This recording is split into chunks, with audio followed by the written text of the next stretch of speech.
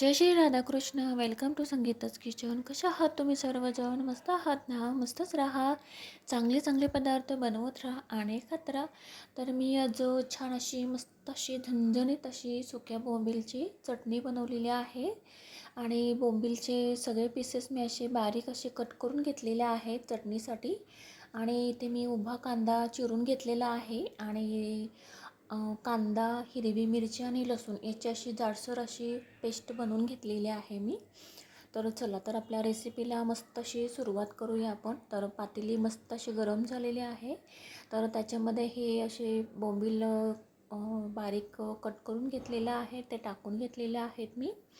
तर छान असे ते बोंबील आपल्याला भाजून घ्यायचे आहेत, असे व्यवस्थित असे भाजून घ्यायचे आहेत, जेणेकरून असं मच्छीला असा वेगळाच असा वास असतो, म्हणजे तो निघून जाईल. त्यासाठी आपल्याला हे भाजून घ्यायचे आहेत.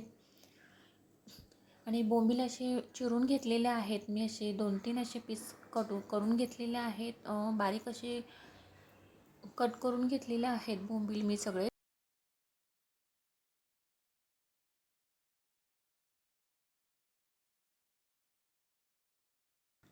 छान असे भाजून घ्यायचे आहेत बोंबील हे सगळे आपल्याला व्यवस्थित असे. तर भाजून तर झालेले आहेत. तर एका बाउलमध्ये काढून घेऊया आपण.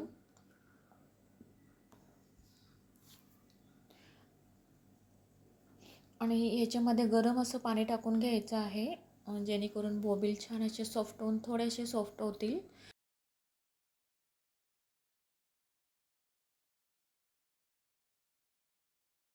बोंबीलची आपल्याला ड्राय अशी चटणी बनवून घ्यायची आहे, त्यामुळे थोडा वेळ असं गरम पाण्यात ठेवून द्यायचं आहे. तोपर्यंत आपण फोडणीची तयारी करून घेऊया.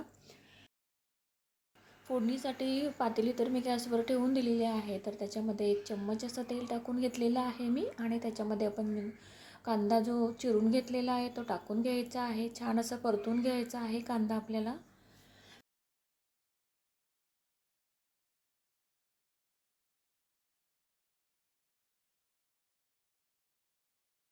कांदा छान असा मऊ झाला की त्याच्यामध्ये आपल्याला ही कांदा, लसूण आणि हिरवी मिरच्याची जी आपण पेस्ट करून घेतलेली आहे ते टाकून घ्यायचे आहे. पुन्हा एकदा छान असं मस्त असं परतून घ्यायचे आहे. आणि त्याच्यामध्ये आता छान असं परतून घ्यायचं आहे. सगळे पेस्ट आपल्याला व्यवस्थित असं मिश्रण आहे सगळं आपल्याला परतून घ्यायचं आहे. तर याच्यात आपल्याला किंचितसे असे हळद टाकून घ्यायचे आहे. तुम्हाला लाल मसाला जर वापरायचा असेल तर तो देखील तुम्ही वापरू शकता. तर मी ते हळदच वापरलेलं आहे. तर मिक्स करून झालेलं आहे व्यवस्थित. आणि या बोंबीलमधलं पाणी सगळं आपल्याला काढून घ्यायचं आहे. आणि मगच हे बोंबील आपल्याला या फोडणीमध्ये टाकून घ्यायचे आहेत. छान असं मिक्स करून घ्यायचं आहे मस्त असं.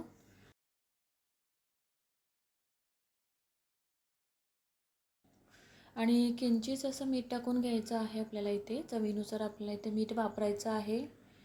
मिक्स करून घ्यायचं आहे आपल्याला व्यवस्थित हे सगळे.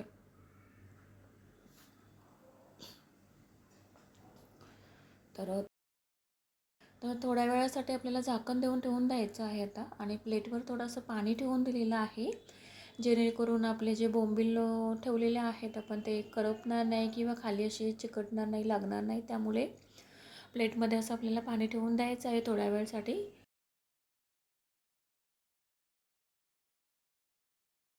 थोडा वेळ झालेला आहे आणि छान असं आपले बोंबीलची चटणी अशी छान अशी रेडी झालेली आहे खाण्यासाठी. तर पाहू शकता तुम्ही, मस्त अशी छान अशी झणझणीत अशी चटणी झालेली आहे रेडी खाण्यासाठी. आणि प्लेटमध्ये आपण काढून घेऊया. तर इथे मी आमच्याकडे बनलेली आहे आज तांदळाची भाकर. तर तांदळाच्या भाकरीसोबत बोंबील मी घेतलेले आहेत आज. तर ही चटणी खूप अशी छान अशी भन्नाट अशी लागते चवीला. तर तुम्ही तांदळाच्या भाकरीसोबत खाऊ शकता, चपातीसोबत किंवा नाचणीच्या भाकर किंवा ज्वारीच्या भाकरीसोबत देखील खाऊ शकता. खूप अशी छान अशी मस्त अशी लागते चटणी खायला. आणि ड्राय चटणी आहे, त्यामुळे तुम्ही कुठे बाहेर देखील घेऊन जाऊ शकता. आणि माझी रेसिपी जर तुम्हाला आवडली असेल तर लाईक शेअर करा, सबस्क्राईब करा. Bye bye.